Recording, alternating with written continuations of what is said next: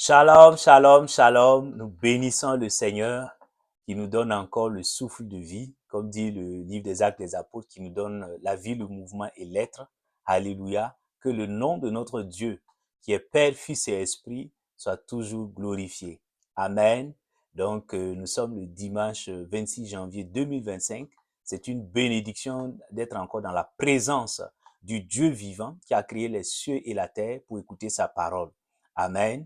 Donc, que la grâce de Dieu soit toujours avec toi, toi qui prends le temps pour écouter la parole du Seigneur. Alléluia. C'est un culte d'adoration et le Seigneur veut encore nous parler et j'ai foi que le Seigneur nous fera tous du bien au nom puissant de Christ Jésus. Amen.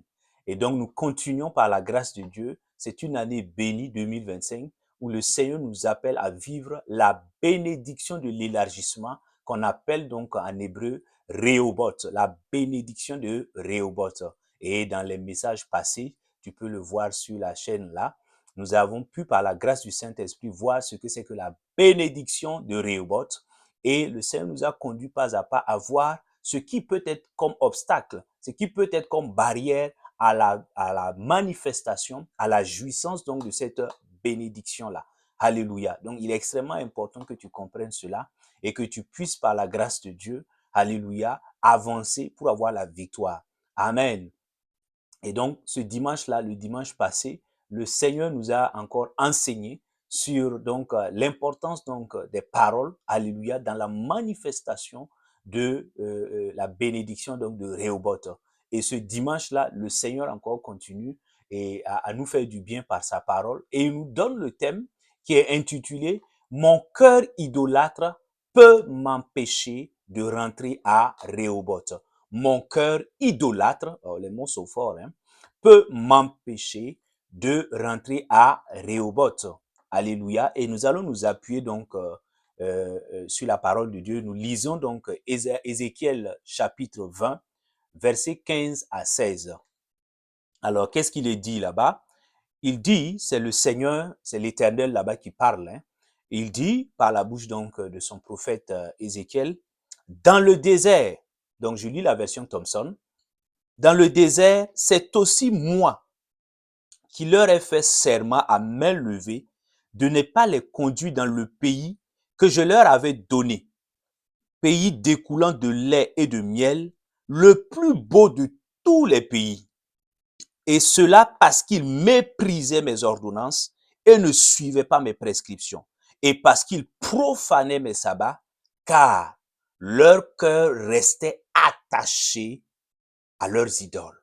Car leur cœur restait attaché à leurs idoles. Waouh! Gloire au Seigneur. Alors, je resitue un peu donc le contexte là. Alléluia. Dieu avait fait la promesse donc aux enfants d'Israël. Alléluia. Lorsqu'il les a fait quitter donc de la servitude en Égypte, pardon.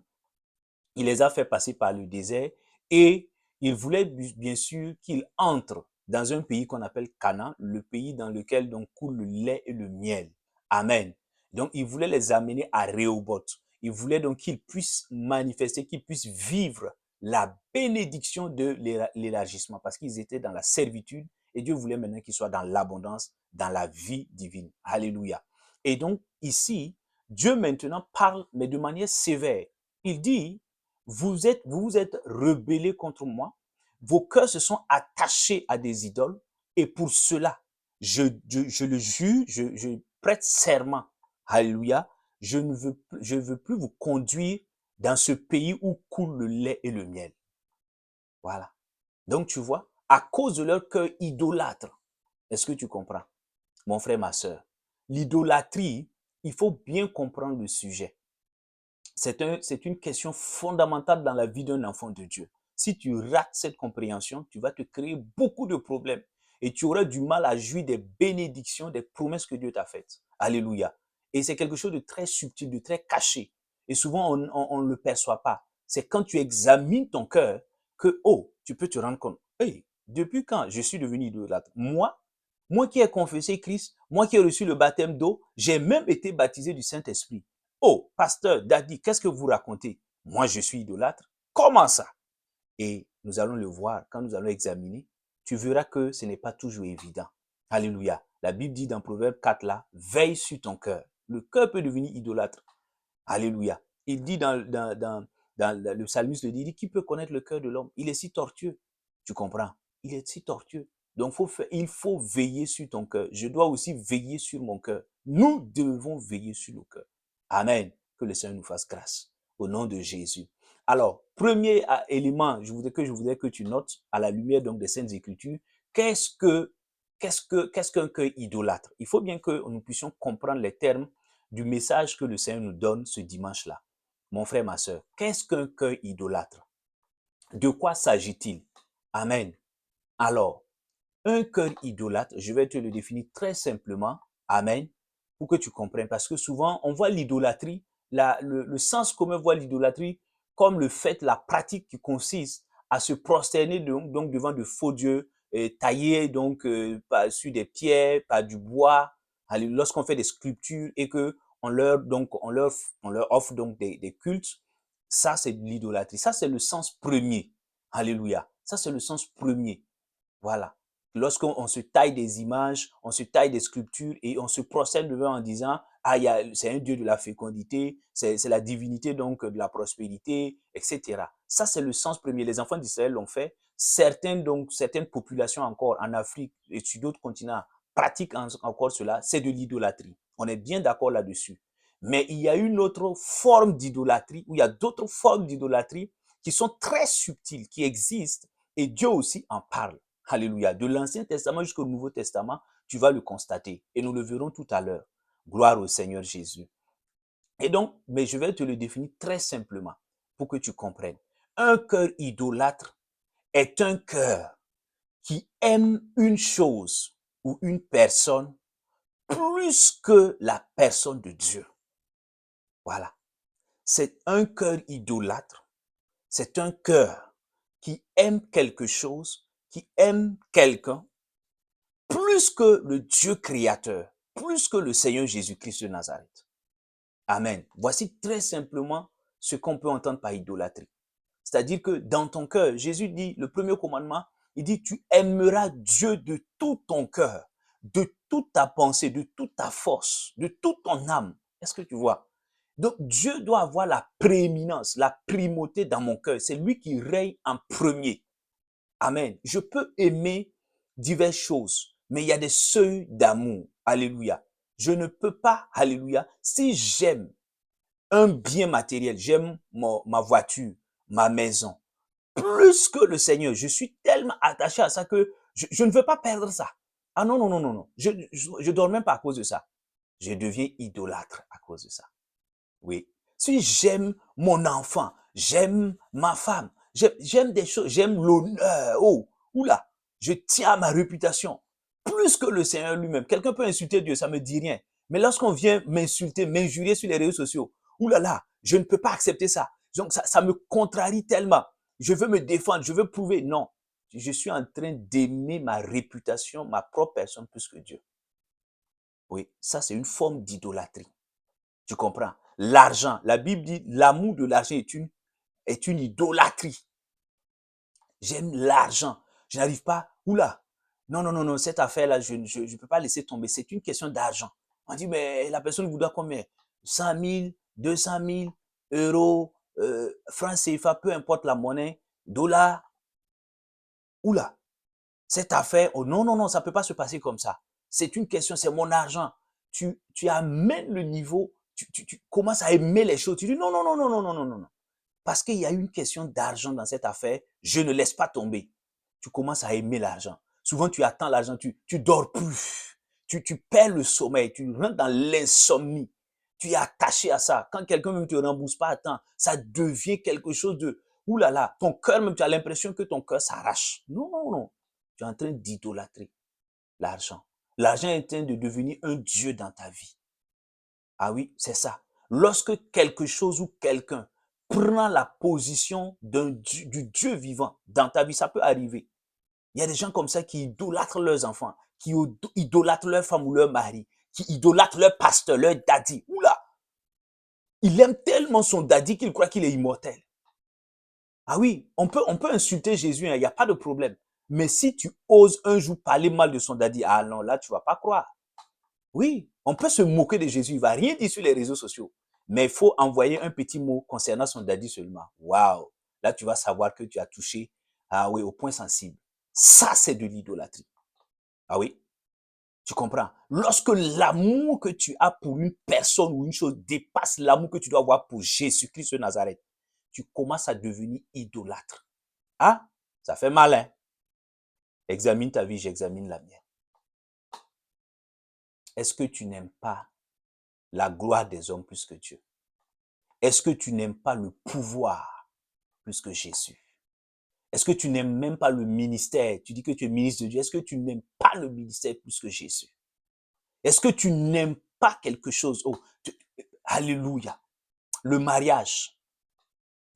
Oui, j'ai 30 ans, j'ai 35 ans.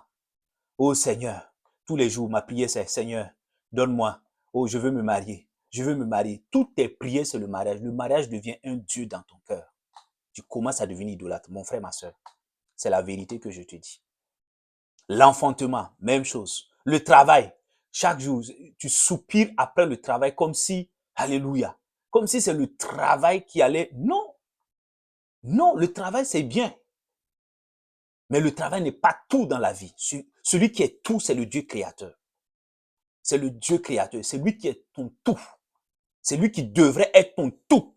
Jésus-Christ de Nazareth. Comme dit le psalmiste, il est mon souverain bien. Ton tout là, ça devrait être Jésus. Mon tout devrait être Jésus.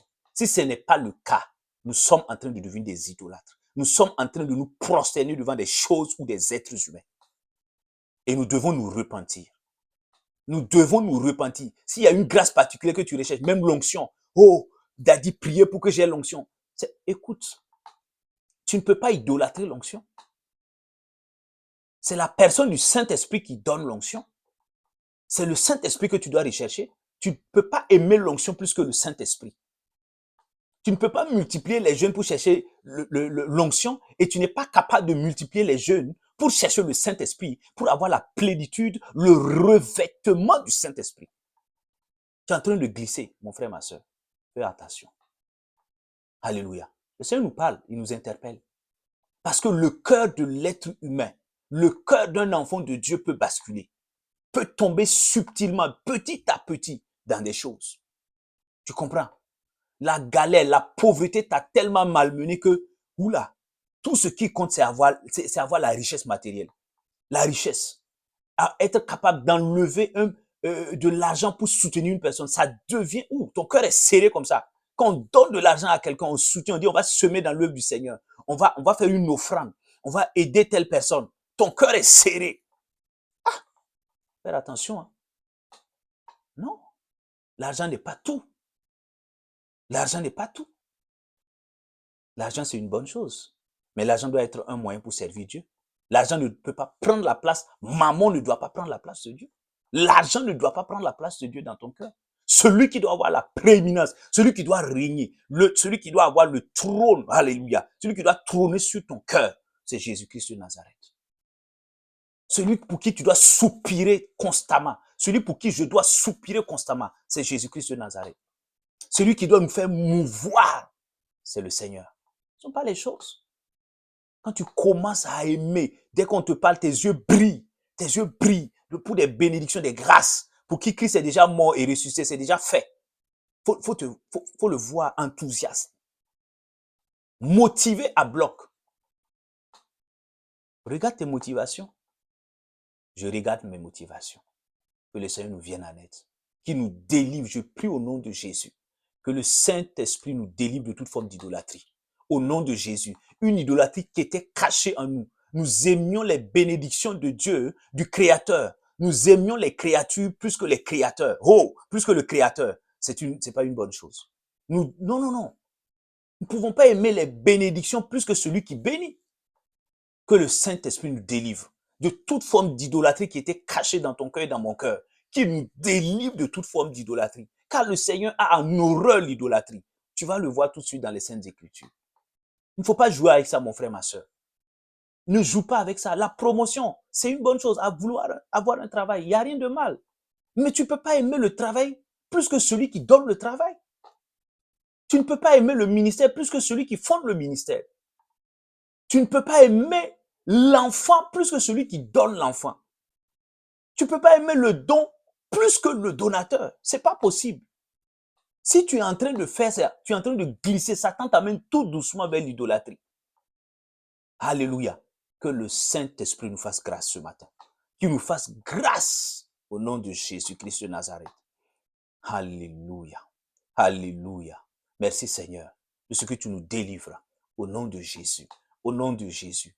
Peu importe la forme d'idolâtrie qui était là, que cette forme, nous renversons les pieux. Nous renversons les pieux. Nous les renversons par le nom de Jésus. Nous les renversons. Tout désir qui montait plus que le désir de connaître Christ, tout désir qui était là, de vouloir quelque chose plus que le Saint-Esprit, nous renversons ces choses-là au nom de Jésus. Nous détruisons ces désirs-là au nom de Jésus.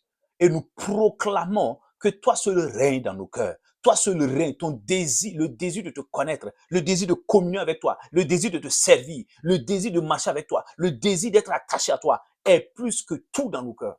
Au nom puissant de Christ Jésus. Au nom puissant de Christ Jésus. Amen. Alléluia. Tu comprends mon frère, ma soeur. Ne joue pas avec ces choses-là. Et tu dois faire ces prières-là quotidiennement. Seigneur, éloigne de mon cœur toute forme d'idolâtrie. Ne permets pas qu'une personne, qu'une chose prenne ta place dans mon cœur. Il y a des gens comme ça. Ils adorent, adorer, le mot adorer, proskuneo. Ils adorent leurs propres parents plus que le Seigneur. Quand son père n'est pas d'accord avec lui, quand sa mère n'est pas d'accord avec lui, et entre ce que son père veut et ce que Jésus veut, il y a une contradiction. Il prend position pour son père biologique ou son pasteur. Tu comprends? En ce moment-là, tu es en train de dire, c'est mon pasteur qui est mon Dieu. C'est mon père biologique qui est mon Dieu. Ce n'est pas Jésus. Tu comprends? C'est ça l'idolâtrie. Entre deux choses, quand tu vois la volonté de Dieu, tu vois la parole de Dieu et tu vois la parole d'un être humain, et tu choisis la parole de l'être humain au détriment de la parole de Dieu, tu es en train de tomber dans l'idolâtrie. Oui, tu es en train de dire, puisque adorer, ça veut dire, tu te prosternes devant la chose, tu te soumets à la chose ou à l'être. C'est ça. Tu n'as pas vu dans Matthieu 4, Satan a dit à Jésus, dans le désert, Jésus, homme là, prosterne-toi devant moi. Adore-moi, prosterne-toi devant moi. Et il dit, tu ne tenteras pas le Seigneur. Tu comprends? C'est ça. Ne joue pas avec ces choses-là. Ne laisse pas une chose, la recherche d'un désir, d'une bénédiction, d'une grâce, prendre la place de Jésus dans ton cœur. Amen. Sors de cette immaturité-là, parce que ça, ce n'est pas digne d'un véritable enfant de Dieu. Même un bébé spirituel, quand il comprend les fondamentaux, il doit quitter dans ça. Oui. Tu comprends, que le Seigneur nous fasse grâce au nom de Jésus. Amen. Alors, nous allons évoluer. Nous allons évoluer et nous allons voir en deuxième position quelques cas où le cœur idolâtre empêche, alléluia, un enfant de Dieu de vivre la bénédiction de Rehoboth. Quelques cas. Nous allons voir quelques cas pratiques dans la parole de Dieu. Il faut que tu comprennes. Alléluia. Il faut que je comprenne. C'est extrêmement important. Et donc, quelques cas où le cœur idolâtre d'un enfant de Dieu l'empêche de vivre la bénédiction de Rehoboth. Amen. Et nous prenons donc le cas que nous venons de lire. Je ne vais pas trop le développer, nous l'avons lu. Et je t'ai situé le contexte. C'est le cas, le tout premier cas, c'est le cas des enfants d'Israël. Amen. Ézéchiel 20, 15 à 16. Je viens t'expliquer. Leur bénédiction de Rehoboth, à laquelle donc Dieu les avait appelés, c'était de rentrer à Canaan, le pays où coule le lait et le miel, où ils allaient être bien, où ils allaient être en vie, en paix, en joie, dans la prospérité à tous égards, marchant dans la victoire. C'était ça. Dieu voulait qu'ils vivent cette bénédiction-là. Mais à cause de ça, tu vois, Dieu a dit, je prête serment, alléluia, je prête serment, alléluia, dans le pays, moi-même là, alléluia, je prête serment sur moi-même. Vous n'allez pas entrer à Canaan. Pourquoi? Parce que vos cœurs sont restés attachés à vos idoles. À vos idoles, ici là. Ils avaient des idoles taillées, hein. Ah oui, oui. Tu comprends, mon frère, ma soeur. Il dit qu'ils ne vont pas rentrer à Canaan. Dieu même dit, c'est pas Satan, hein. C'est moi, j'avais dit que vous allez entrer. Mais parce que Vos cœurs sont restés attachés à vos idoles. Vous m'avez désobéi parce que vous étiez dans l'idolâtrie. Vous n'allez plus y entrer. Effectivement, certains n'ont pas pu rentrer à Cana. Alléluia. Certains n'ont pas pu rentrer à Cana. Excepté Josué et Caleb là. Je t'ai expliqué ça les fois passées. Et leur descendance. Beaucoup sont restés, ils sont morts au désert. Alors que leur destination, ce n'était pas le désert. La bénédiction à laquelle Dieu les appelait, ce n'était pas de mourir. Est-ce que mourir dans le désert, c'est une bénédiction? Non. Mais ici, là, Dieu dit, vous n'allez pas y entrer parce que vos cœurs sont restés attachés à quoi? À vos idoles. Vous m'avez enlevé de vos cœurs. Vous avez mis d'autres choses. Vous n'allez pas entrer. Regarde ton cœur. Qu'est-ce que tu as positionné dans ton cœur qui est plus que Jésus? Est-ce le mariage? Est-ce le travail? Est-ce l'enfantement? Est-ce le ministère? Qu'est-ce que c'est? Est-ce que c'est la recherche de la stabilité financière, de la richesse matérielle? Qu'est-ce que c'est? Regarde. Qu'est-ce qui te préoccupe nuit et jour? Est-ce que c'est quoi? C'est ton conjoint? C'est quoi? Regarde, à cause de ça. Si tu n'enlèves pas cette idole-là, si tu ne détruis pas cette idole, quand je dis détruire, ce n'est pas porter atteinte à ton enfant, non, non. C'est-à-dire que tu dis, moi, je me rends compte, Seigneur, je me repens. Je reconnais que l'enfant que j'avais là, je l'aimais, j'étais tellement attaché à mon enfant. Plus que toi, je reconnais. Je recherchais le mariage, je recherchais la richesse financière et matérielle. Plus que toi, je le reconnais. Ce qui pouvait m'émouvoir, ce qui pouvait me parler, me faire bouger, c'est l'argent. Je le reconnais. Et je décide que par ta grâce, à partir de maintenant, Seigneur, ces choses-là ne peuvent plus avoir une si grande place dans ma vie. Je vais continuer à les rechercher, mais je ne peux pas, je refuse de les aimer plus que toi. C'est ça, abattre les pieux. C'est ça, renverser les idoles. Est-ce que tu comprends? Oui, il y a des gens même qui aiment les habits plus que Dieu. Ah! Quand Dieu lui dit, mais prends tes habits, va donner. Il dit, non, Seigneur, arrière de moi, Satan. Ça là, c'est pas Dieu. C'est Satan qui me parle. Mon frère, ma soeur, tu te flattes? Tu te flattes? Comment ça, arrière de moi, Satan? C'est le Saint-Esprit qui te parle. Va donner. Tu as intérêt d'ailleurs. Alléluia. Tu ne peux pas aimer les habits plus que Dieu. Tu ne peux pas aimer l'argent plus que Jésus. Tu ne peux pas aimer le mariage plus que le Saint-Esprit. Ça ne marche pas. Si tu fais ça, tu vas te créer. Il y a des gens qui ont perdu leur enfant parce qu'ils idolâtraient leur enfant. Il y a des gens qui ont perdu leur mari, leur femme parce qu'ils les idolâtraient. Il y a des gens qui ont perdu même leur pasteur, leur daddy parce qu'ils ont idolâtré leur pasteur. Ça ne se fait pas. Ça ne se fait pas. Il y a des gens qui ont perdu leur boulot parce qu'ils idolâtraient. Ah, mon boulot, il est tout le temps, du dimanche au dimanche. Le gars est sur son boulot. La dame est sur son boulot. Oui, et il n'y a pas d'autre monde qui sort de, oui, mon travail ci, mon travail ça. Et Dieu lui-même entre en scène. C'est pas Satan, hein. Dieu lui-même entre en scène. Chômage. Faut venir t'asseoir. Tu vas comprendre que ce n'est pas ton travail, ton Dieu, c'est moi, ton Dieu. Et elle va commencer. Elle va commencer à comprendre. Tu comprends? Mais je prie pour toi au nom de Jésus. Que toute idole qui était dans ton cœur soit renversée. Au nom de Jésus. Et je prophétise que tu rentreras. Tu vivras la bénédiction de Rehoboth. Au nom de Jésus. Parce que tu renverseras toute forme d'idolâtrie. Tu t'éloigneras de toute forme d'idolâtrie. Et tu rentreras. Si certains enfants d'Israël ne sont pas rentrés dans leur bénédiction de Rehoboth, n'ont pas vécu, toi tu vivras ta bénédiction de l'élargissement à tous égards. Au nom de Jésus. Au nom de Jésus. Tu rentreras dans un mariage béni au nom de Jésus. Tu auras un enfantement béni au nom de Jésus. Tu auras un travail béni au nom de Jésus. Tu auras un ministère béni au nom de Jésus. Tu rentres dans la bénédiction de Rehoboth parce que ton cœur est tout entier. Tu es amoureux, tu es amoureuse de Jésus. C'est lui qui trône sur ton cœur au nom puissant de Christ Jésus. Amen. Deuxième élément, la parole de Dieu nous parle encore. Il s'agit encore le cas d'Israël. Les enfants d'Israël nous servent de cas d'école. Alléluia. Et nous lisons le verset Jérémie 17 là. Donc, tu peux noter ça. C'est encore les enfants d'Israël.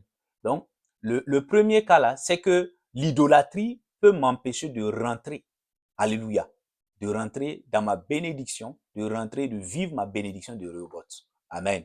Le deuxième cas, c'est toujours le cas d'Israël.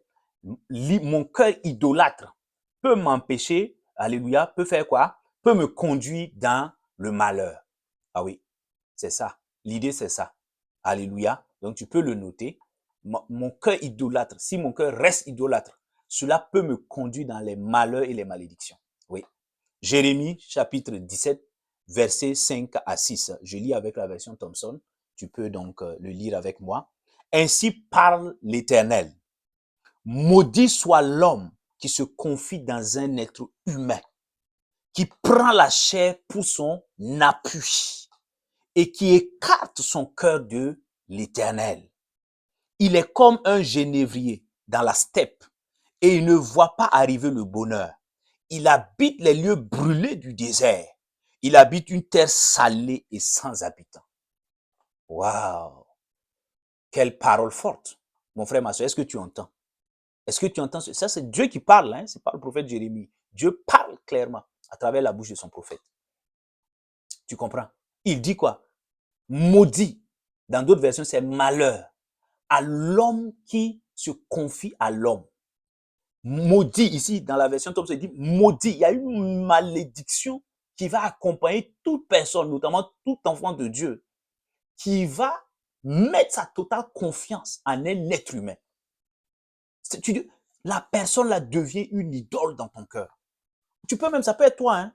Quand il dit malheur, maudit soit l'homme qui se confie à un être, ça peut être toi, parce que le livre de Proverbes dit, ne mets pas ta sagesse, ne place pas ton intérêt, ne crois pas, alléluia, que ne dis pas, ne compte pas sur ta sagesse, ne compte pas sur ton intelligence humaine, compte sur l'Éternel et tu auras la victoire. Tu comprends? Parce que tu peux tomber dans l'orgueil, c'est une forme d'idolâtrie. L'orgueil, tu crois que tu es capable de quelque chose. Tu crois que tu vaux quelque chose. Et ça, il y a un discours aujourd'hui. C'est pourquoi beaucoup de nations sont affectées par des calamités, des malédictions et des malheurs. Ça les touche. Parce qu'ils disent, l'être humain est son propre Dieu. Ils ont rejeté le Dieu vivant et ils ont dit, il n'y a point de Dieu. Dieu est mort et son cadavre sans. Ils ont dit ça. Et ceux qui ont dit ça ont reçu leur récompense. Tu comprends? Ils disent, l'être humain est capable de tout. C'est un surhomme. Alors que la Bible dit, notre capacité vient de Dieu.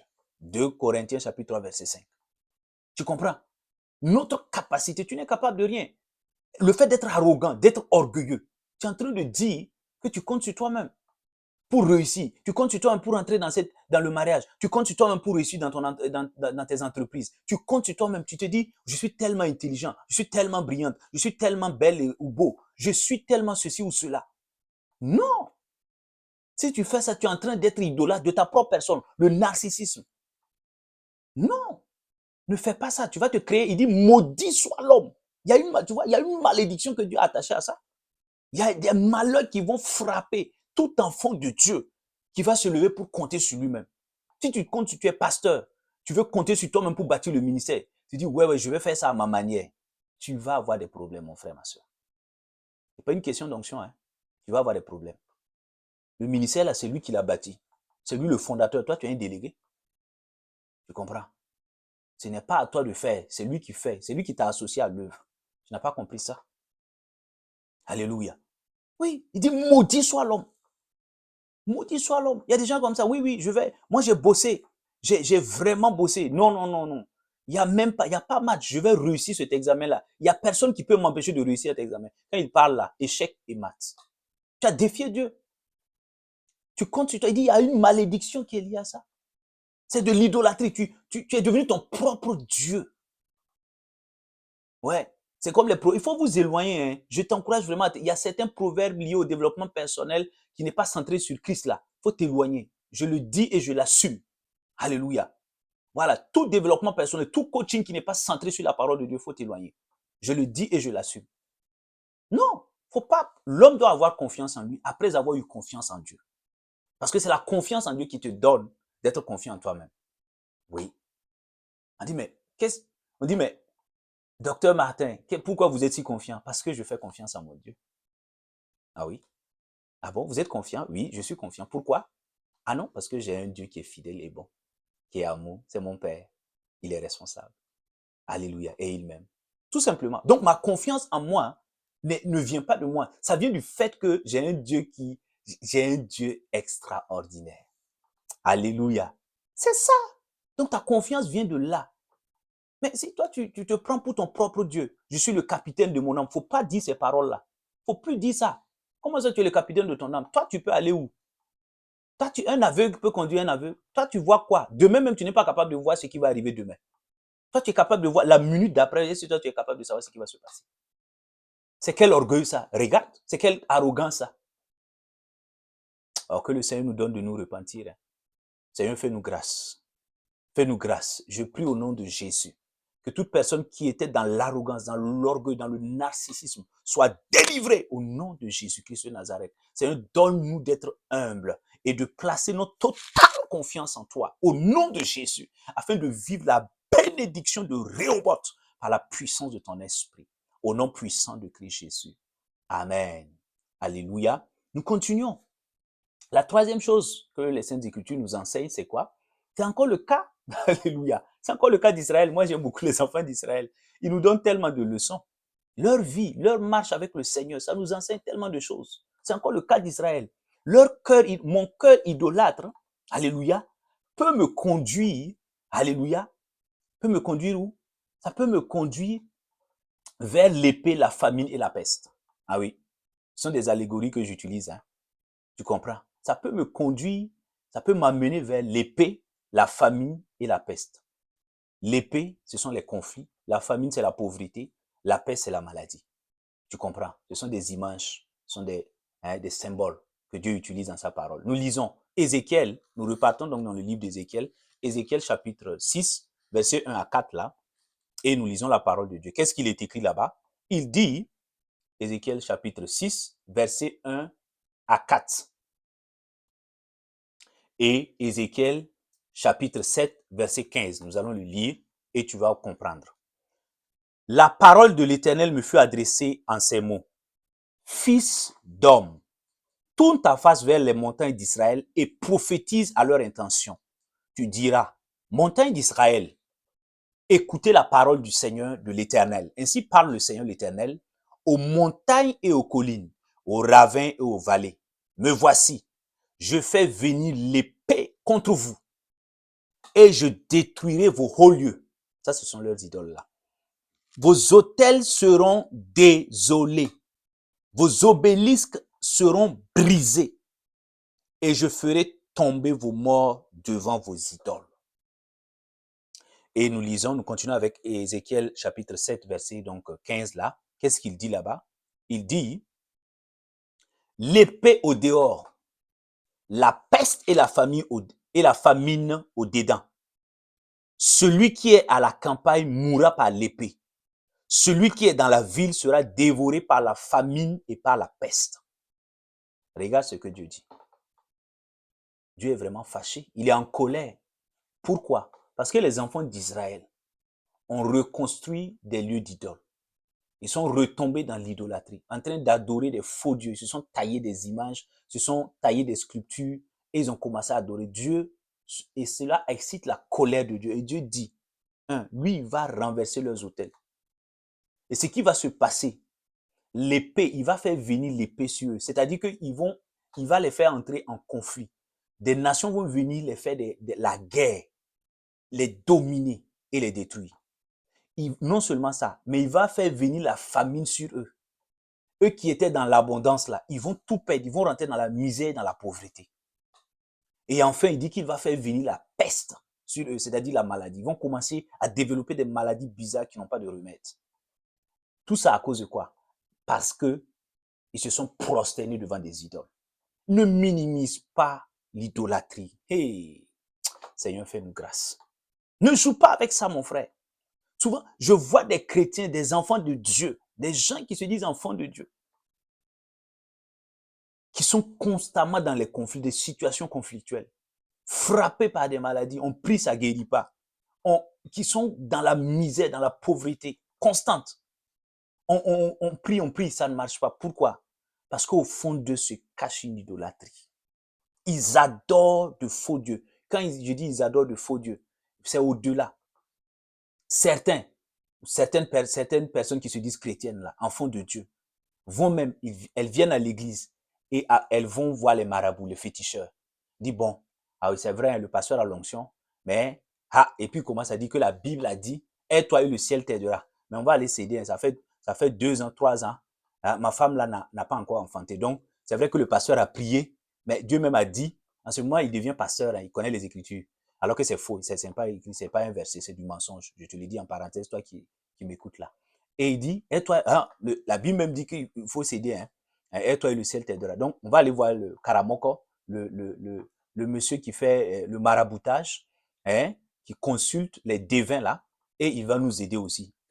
Donc il faut plusieurs ingrédients pour faire une bonne sauce. Donc, il faut s'aider. C'est ça. Dieu est en train de faire ça. C'est ça. Ce que les Israélites, ils faisaient ça aussi. Ils venaient consulter Dieu quand c'était bizarre, ils allaient consulter des devins. Tu comprends? Ça, c'est de l'idolâtrie. C'est de l'idolâtrie. Il faut arrêter ça. Il faut arrêter ça. Il faut faire pleinement confiance en Dieu. Le Dieu qui t'a créé là, il sait ce dont tu as besoin. Tu n'as pas besoin d'aller voir un marabout, un féticheur pour t'aider à avoir un boulot, un mari, pour avoir... C'est quoi ça? Tu n'as pas lu Éphésiens 1:3, toi? Tu n'as pas lu ça? Tu insultes l'œuvre de Christ achevée à la croix? Reste tranquille. Alléluia. Tu comprends? C'est ça, il dit, je vais faire venir. Souvent, ils ont une idolâtrie. Ils ont une idolâtrie dans leur cœur. Ils vivent souvent des situations qui ne glorifient pas le Seigneur. On dit, mais comprends pas la situation de tel frère, de telle sœur. Souvent, si tu es célibataire et tu idolâtres le mariage, tu risques de durer dans ton célibat. Ah non, je suis désolé. Oui, oui. Si tu as intérêt à n'adorer que Jésus seul, et au temps opportun marqué, tu feras entrer dans un mariage béni. Mais si tu idolâtres le mariage parce qu'on te met la pression, tu vas durer. Et même si tu ne dures pas, tu vas te précipiter dans un mariage qui n'est pas à la gloire du Seigneur, tu vas avoir des problèmes. Tu comprends? Alléluia. C'est ce qui s'est passé. Donc, l'idolâtrie, mon cœur idolâtre peut me conduire dans des situations de conflit, dans des situations de pauvreté. Pas spirituelle, hein? Physique, matérielle et financière. Oui, oui. Voilà, il y a la pauvreté spirituelle également. Mais ça, il faut voir ça. Il faut voir les autres aspects de la pauvreté. Et également, il dit la peste. Il y a des maladies là. Il suffit que la personne confesse et demande pardon au Seigneur. Seigneur, j'avais idolâtré telle personne ou telle chose. C'est pourquoi le diable a vu cette porte-là. Il a eu accès, il est rentré, il a créé une maladie en moi. Je confesse mon péché, je me repens, pardonne-moi et tu vas recevoir la guérison. La personne va recevoir la guérison. Mais si tu continues d'idolâtrer, c'est une porte. La Bible dit ne donnez pas accès au diable. C'est une porte. L'ennemi va te créer une maladie. Mais je prie au nom de Jésus, par la puissance du Saint-Esprit. Alléluia. Que ton cœur soit tout entier à Dieu. Que ton oui que tu as prononcé devant le Seigneur soit un oui total. Que tu sois totalement consacré au Seigneur Jésus-Christ. Que tu aimes, que ce ne soit pas un amour partagé, que ce soit un amour exclusif pour le Seigneur et le Saint-Esprit. Que ton amour pour Dieu soit un amour exclusif. Que tu ne le partages pas avec un être humain. Au nom de Jésus. Tu peux aimer ton mari, mais tu aimeras Jésus plus que ton mari. Tu peux aimer tes enfants, mais tu aimeras Jésus plus que tes enfants. Tu peux aimer le ministère, l'œuvre du Seigneur, mais tu aimeras le Seigneur lui-même plus que son œuvre. Au nom puissant de Christ Jésus. Au nom puissant de Christ Jésus. Au nom puissant de Christ Jésus. Tu peux chercher l'argent, mais tu aimeras le Seigneur, le Dieu Tout-Puissant plus que l'argent. Au nom de Jésus. Au nom de Jésus. Et tu vivras en bonne santé. Et tu vivras donc dans l'abondance. Et tu vivras, alléluia, en paix au nom de Jésus. Parce que tout cela constitue la bénédiction de Rehoboth. Au nom de Jésus. Reçois cette grâce au nom puissant de Christ Jésus. Amen. Alléluia. Le quatrième cas, c'est le cas de Géasi. Oui, Géasi est un serviteur donc du prophète Élisée. Alléluia. Donc, et tu peux le noter, l'idée c'est quoi? C'est que mon cœur idolâtre peut me conduire, alléluia, vers la maladie. Là, je l'avais développé, mais ceci est un exemple typique Voilà. Et je l'ai mis exprès pour que tu vois un aspect de l'idolâtrie. Géasi, je te raconte, le verset est trop long. 2 Rois, chapitre 5, verset 20 à 27. Tu pourras le lire. Je l'explique rapidement pour que tu comprennes. Géasi est un serviteur. Il est serviteur à côté du serviteur de Dieu que constitue le prophète Élisée. Alléluia. Et il y a un homme très riche qui avait des honneurs qu'on appelle, qui était syrien à l'époque, Naaman, un général, donc le chef d'état-major des armées, et qui est lépreux, qui a été frappé d'une maladie. Il a tenté de faire tout ce qu'il pouvait pour se soigner, ça ne marchait pas. Et un jour, donc, il apprend donc qu'il y a un serviteur de Dieu. S'il va rencontrer ce serviteur, il recevra la guérison. Par la prière, donc, que ce serviteur lui fera. Donc, il est véritablement allé. C'est vrai, bon, après plusieurs infortunes, mais quand même, il est allé. Et quand il est allé, le serviteur lui a donné ce qu'il fallait faire pour recevoir donc la guérison. Effectivement, il a fait ça. Il a reçu sa guérison. La lèpre est partie. Alléluia. C'était vraiment une guérison miraculeuse. Et donc, quand il est revenu, il a dit, mais le général a dit, Naaman, il a dit, mais Élisée, prophète, serviteur de l'Éternel, laisse-moi te donner des cadeaux, je vais vraiment te donner des cadeaux, de l'argent, de l'or, tout ce que j'ai, parce que j'en ai beaucoup, et je vais te le donner. Et le prophète a dit, non, ça va, je n'ai pas besoin de ton or, de ton argent. C'est Dieu qui t'a guéri, c'est gratuit, va, tout simplement. Le serviteur Géasi qui était là, hé, mon frère, un idolâtre à Cupide, c'est ça. Son idolâtrie là, c'était pas qu'il se prosternait devant des fétiches. Il se prosternait devant l'argent. L'argent avait dominé son cœur.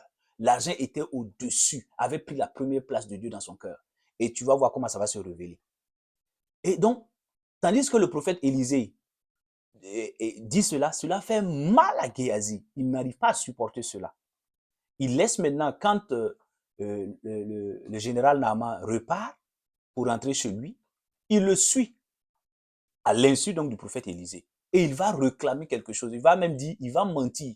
Dire que le prophète Élisée l'a envoyé à demander donc de l'argent parce qu'il devrait recevoir des personnes.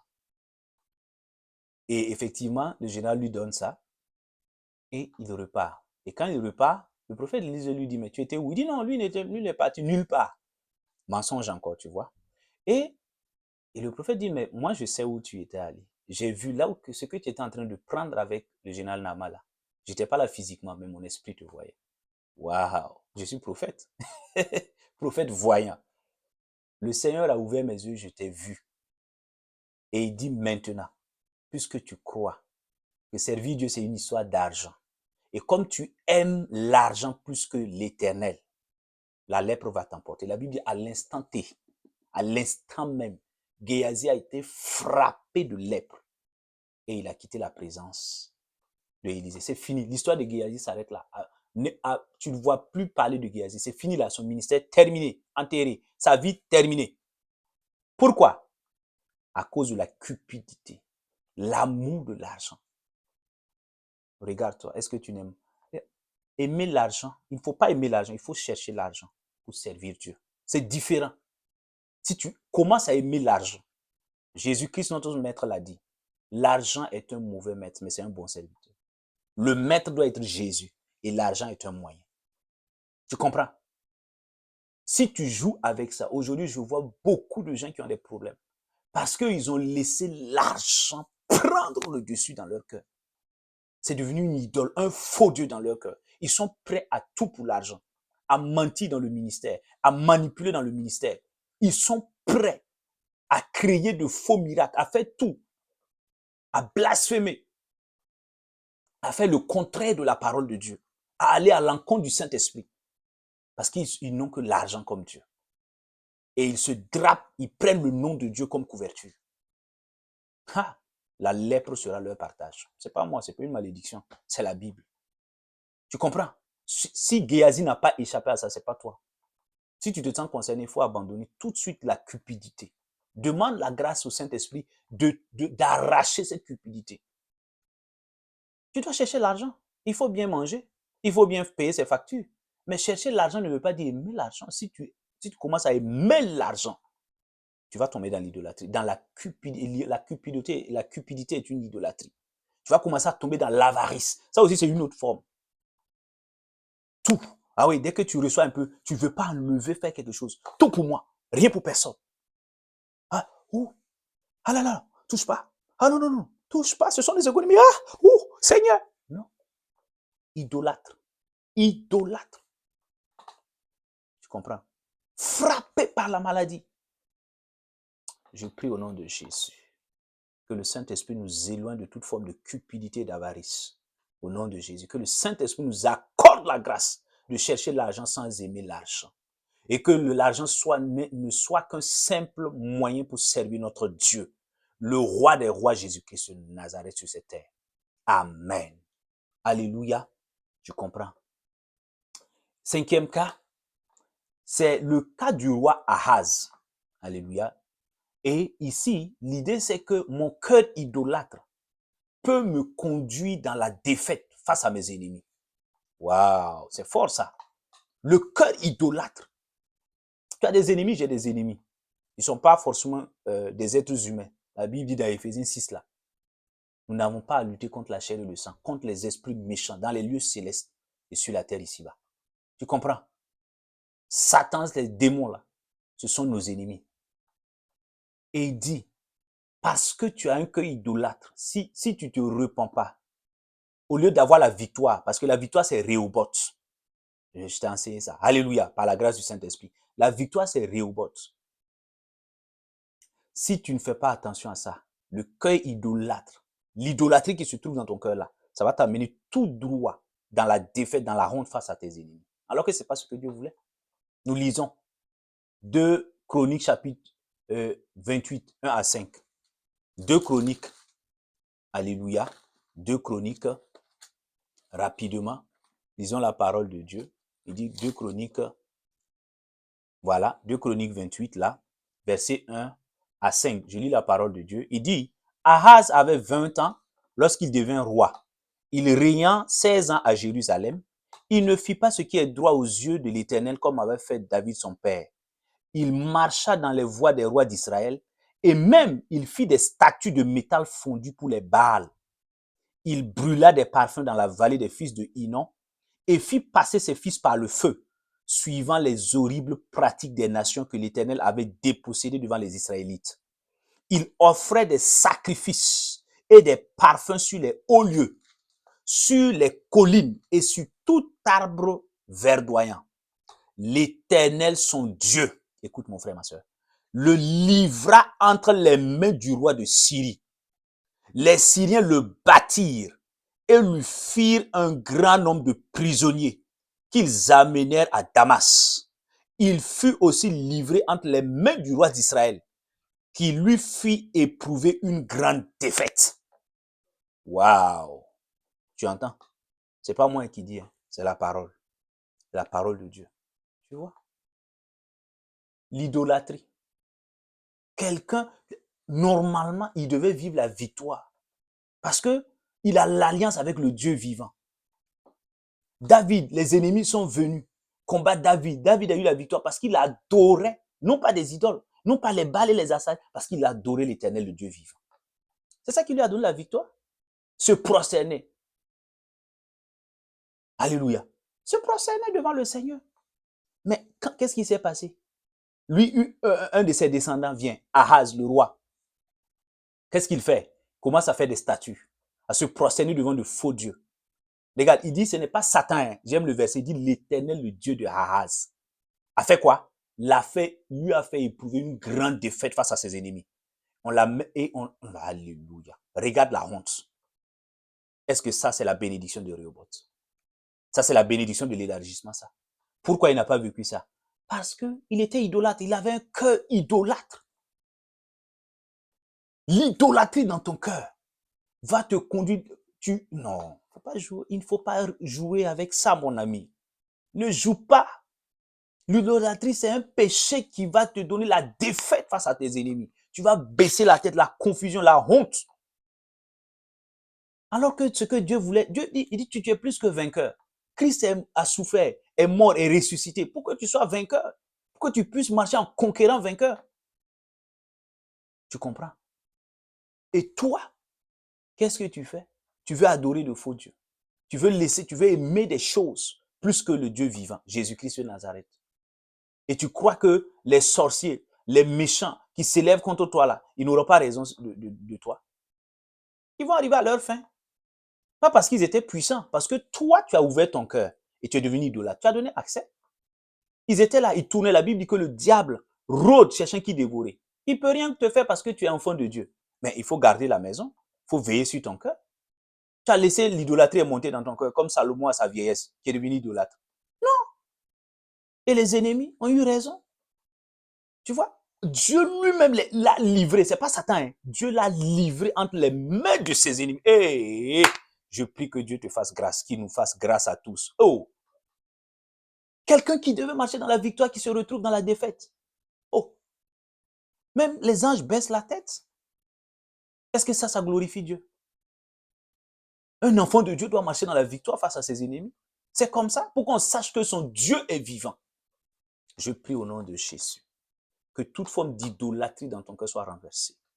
Que tu aies que le Seigneur, que tu n'aies qu'un seul amoureux, le plus grand, que ton plus grand amour soit celui que tu as envers Jésus-Christ de Nazareth. Afin que tu marches toujours dans la victoire, que tu marches constamment dans la victoire. Quand tes ennemis vont se lever, que le Seigneur te donne la victoire sur tes ennemis.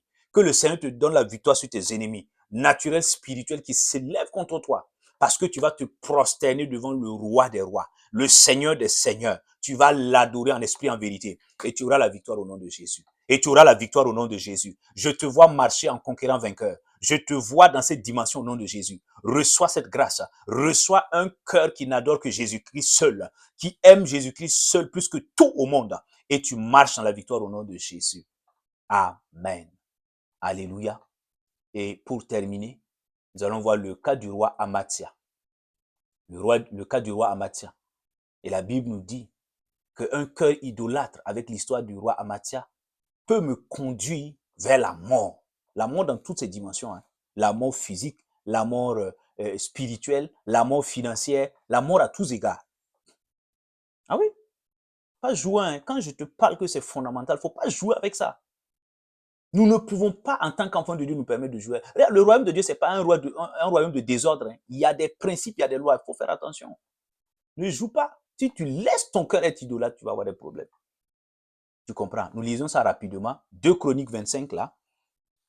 2 Chroniques 25, verset donc 20 à 20, oui, 14 à 16 d'abord. Donc, 2 Chroniques 25, là.